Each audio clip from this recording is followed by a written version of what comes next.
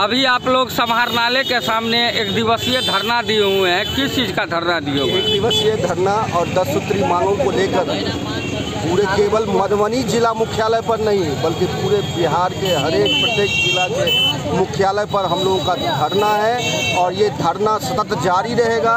उसमें बिहार को विशेष राज्य का दर्जा, कोसी सीमांचल मिथिलांचल को आर्थिक स्टेटस का दर्जा, भारत नेपाल कोसी हाई डैम का निर्माण, क्योंकि हमारी मिथिलांचल कोसी सीमांचल पूरे के पूरे जो है ये बाढ़ से प्रभावित रहता है। डैम का निर्माण करें, पूर्णिया में हाईकोर्ट बेंच की स्थापना हो, पूर्णिया को उपराजधानी का दर्जा दिया जाए, बहुत सारे ऐसे वगैरह वगैरह 10 सूत्री मांगों को लेकर हम लोग हैं। और अगर सरकार इस मांगों को नहीं मानती है, रेल चक्का जाम कर देंगे, सड़क से सदन तक कोहराम मचेगा और हमारी पार्टी के राष्ट्रीय अध्यक्ष का ये ऐलान है और आम जनता भी इस तरह की जो है ना आंदोलन करेगी। अब अपना परिचय बताइए। प्रदेश सचिव संजीव जी।